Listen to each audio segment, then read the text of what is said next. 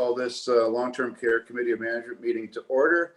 Just like to welcome committee members and the senior staff of long-term care, as well as members of the public that may be joining us virtually. Just to remind the members of their obligation to declare a pecuniary interest or an interest. Seeing nothing, if anything should arise, you may declare it at that time. Short agenda today. Well, looks short. We'll see how Joanna makes out with us. We have a motion that report LTCR-CM-17-21 regarding long-term care financial update and year-end projection as of June 30th, 2021 be received for information. Can I have a mover for that, please? Moved by Dwight and seconded by Barb. Joanna, we'll turn the floor over to you, and Jennifer, whoever wants to take the lead. Hey, thank you very much, Chair Mackey. Good morning to the committee. This is report LTCR-CM-17-21 long-term care financial update and year-end projection as of June 30th to be received for information. So this report provides a financial projection to year-end for the long-term care homes based on revenues and expenditures to June 30th. So this report summarizes variances that are projected. So we review actual to budget amounts and then project a year-end position by estimating results that are still to happen. We are projecting a $630,000 deficit in total for the 3 homes. I should say that this is not an exact science. There are so many factors in the homes that can change. However, this is our best estimate at this time with the information we currently have. We also don't have information on the amount of funding increase that we will be receiving. We did budget a 1.5% increase in the global level of care for 2021, and this amounts to $245,000 in funding. We received 1.5% in 2020, so we're really hoping that the ministry will provide at least that. And as soon as this information is released, we will definitely update the committee. If the funding increases more than that, it would help to offset some of this deficit. So there are 3 factors that have contributed to this negative variance. The first is a reduction in the case mix index, or the CMI. It was, as was previously mentioned in the report that went our last previous meeting of June 29th, LTCR CM-18-21 case mix index funding reductions, where we talked about our CMIs decreasing. So the determines the amount of nursing and personal care envelope funding. A CMI of 1 basically means that we receive 100% of our nursing and personal care funding. 2 of our 3 homes now have CMIs that are less than 1. Only Rockwood has a CMI of 1 or greater at this time.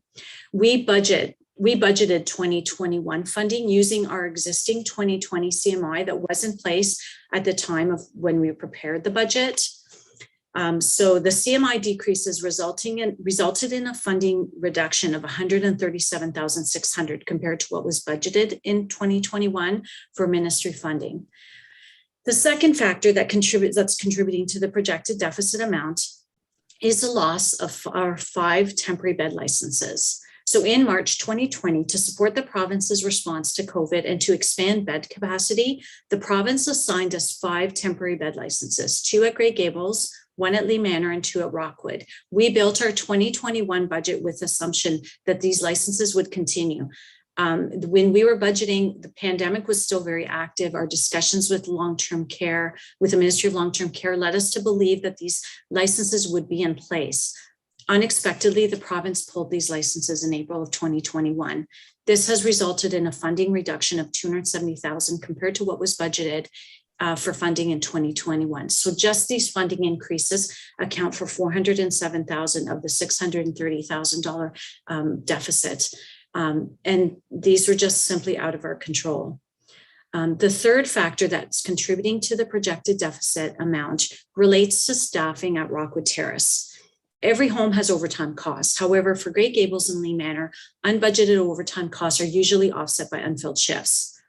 A project initiative at Rockwood Terrace was undertaken to try and reduce unfilled shifts in 2021. Under this initiative, 12-hour PSW shifts were compensated at 8 hours of regular time and 4 hours of overtime. We undertook this initiative because of the risk of not being able to provide adequate care to our residents and for the safety of staff that results from having so many unfilled shifts. So while this successfully fulfilled our goal of reducing unfilled shifts and improving care for our residents, Unfortunately, it did create overtime costs because we didn't have those unfilled shifts to offset those costs. Along with some other staffing changes, we are projecting a $223,000 more in staffing costs at Rockwood than predicted. Apart from these factors, materials and services and purchase services are all expected to end the year on budget. This is, of course, a bigger deficit than we would ever have hoped. We want to reassure the committee that we will be doing everything in our power to try and reduce the amount of this deficit. We will continue cost containment measures, working closely with purchasing, finance, and to ensure we continue responsible spending.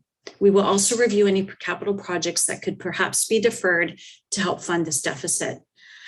But one of the most important preventative measures we can take is for staff to be diligent, ensuring COVID expenditures are recorded in the COVID department lines. The risk is that we could lose out on funding if we miss those COVID expenditures. So far, staff are doing a fantastic job with this. We do a line-by-line review every month with the EDs, with the department managers, and with finance staff to review expenditures and invoices and to ensure that no COVID expenses end up in the regular departments. So currently, COVID expenditures are funded directly by the ministry by COVID prevention and containment funding. This funding is part of the ministry's ongoing effort to assist with prevention and containment of COVID. The province has continually funded COVID expenditures since March of 2020. Eligible expenditures are defined as extraordinary and incremental operating costs incurred by the licensee to support the home. At this point, the funding is not adequate for 2021. However, like the funding we've received so far. However, in 2020, the ministry reimbursed us for every dollar spent on COVID. We don't know at this point if the ministry plans to do the same in 2021, but there are some very positive signs. They are asking for us to report our expenditures quarterly. And if for some reason they do not fund in full all COVID expenditures, we do hope to use Safe Restart funding to fund the balance. So we are not expecting COVID expenditures to cause any deficit at this point.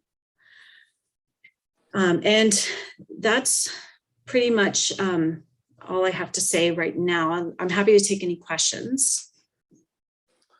Right. Thank you, Joanna. Questions from committee members. Christine, go ahead. Thank you, Mr. Chair. Good morning to everyone. And thank you, Joanna, for a thorough report and most timely as per usual. So that's great. I wonder if you could just identify what would be the capital projects that potentially would be offset to 2022 if needed. Thank you. Yeah, thank you very much for that question. Great question. We haven't actually looked at that. We want to take direction from the committee first, but we're prepared to do that, certainly. Go ahead, Christine. Thank you very much. And as a follow-up, I was just looking at our very detailed email that we received from the executive assistant to the CAO and warden, and thank you for that. This is dealing with the AMO delegations. With regard to the Ministry of Long-Term Care, I do see that it is talking about the redevelopment project status. Would there be an opportunity to speak about reduce funding and the opportunity to try to enhance funding from the province at this time, or would you suggest, Madam CAO, that would not be appropriate, or Jennifer? Thank you. Kim, do you want to take that, or Jennifer? Thanks. Thank you for the question, and through you, Mr. Chair. Certainly, as the holder of the pen, I think that we can really, I think we can touch on that.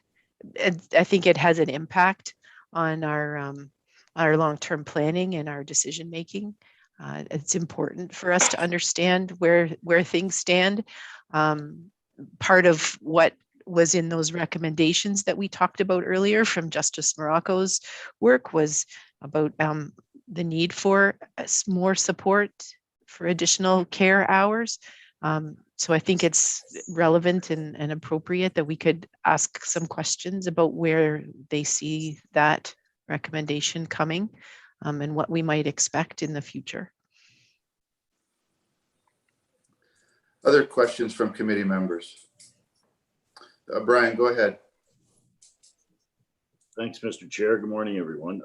Joanna, can you just tell me what is the number for the increased overtime costs? that contributed to the deficit. Absolutely. Yeah. Thank you for that.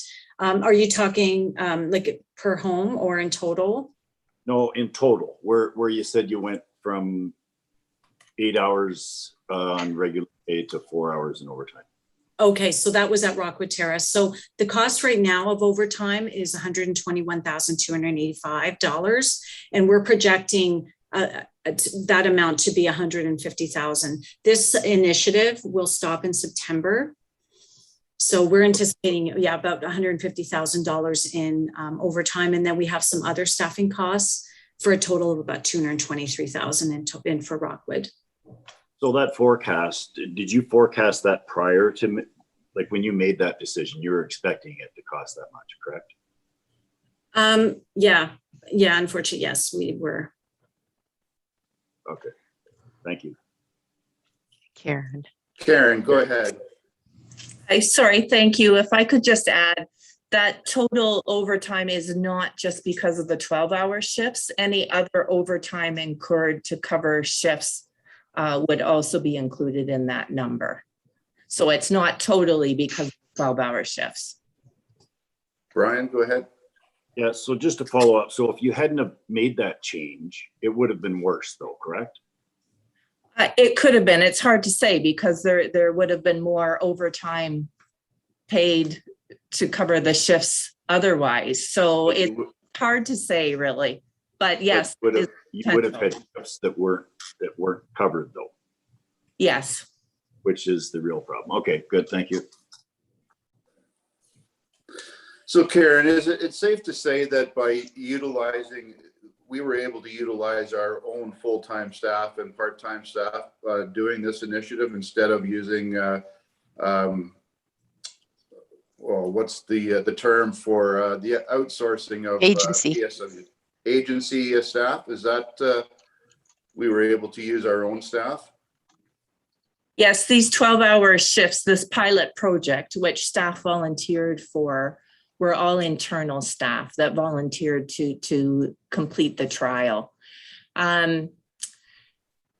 People who work them loved them. They loved working. They loved working the longer day when they were here and having more time off otherwise. They tell me they were able to plan their day better while they were here because it's not like I'm going home at 2. I have those 4 extra hours to get that bath completed or whatever their day was looking like. Unfortunately, the negative side of it when you do that is it leaves some of their shifts now on their days off to be covered by other people too. So it was definitely a pro and con. But I do believe that it helped us with some evening and night shifts at the time, which were our crunch.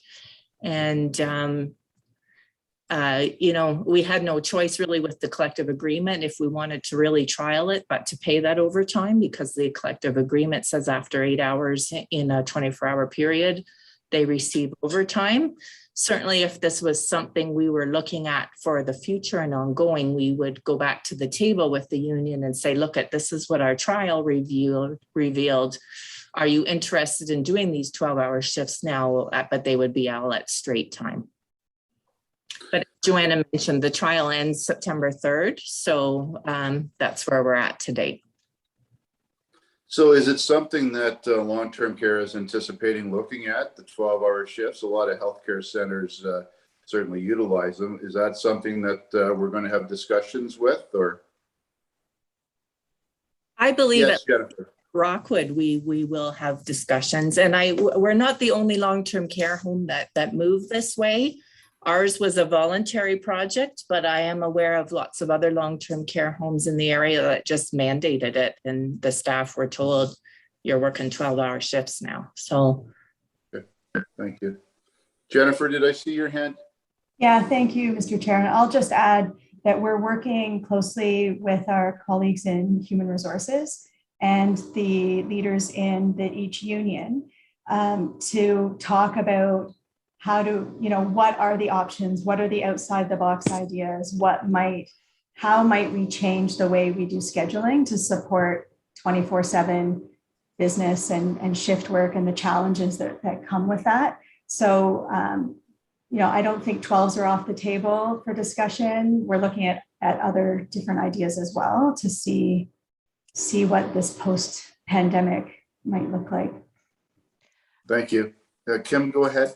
Yeah, I wondered, Jen, if you're okay, I'd like to ask the committee if they'd be willing to go in camera for a minute just to follow up on the point that Jen just raised. I wouldn't mind just giving you a few more details about that and ensuring that we're well aligned.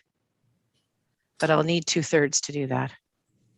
Okay, is there a mover to go into, sorry, I better go to our clerk before I take, go ahead, Heather. Can we, Mr. Chair, if the committee is satisfied with the report, could we Yes. vote on the report and then we'd need a motion as the CAO indicated, 2/3 vote because closed session wasn't on the agenda. Thank you. Okay, thank you.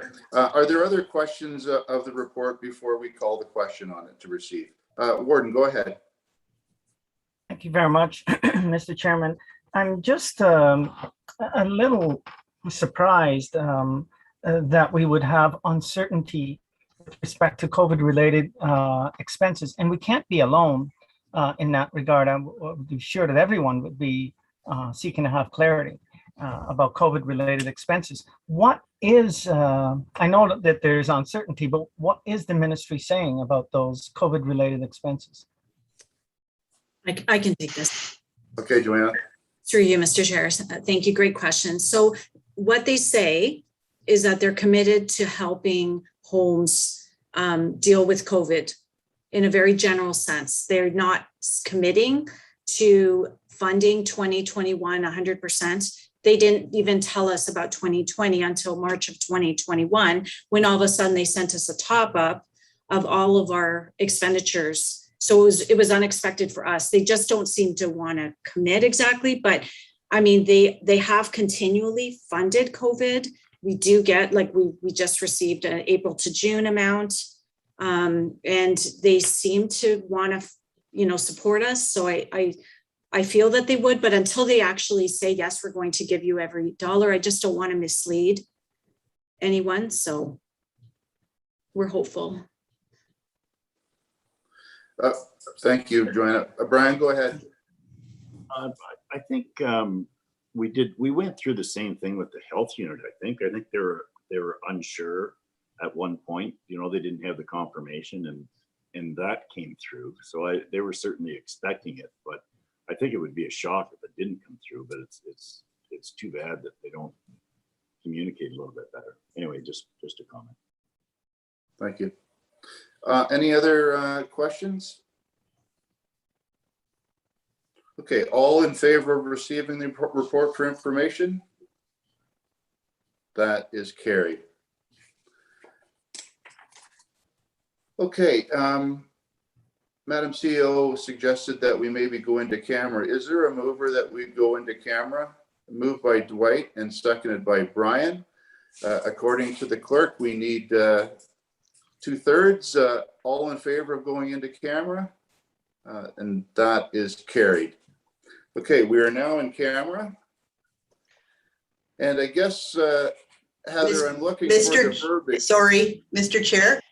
Yes. Let's just wait until Olivia has a chance to turn off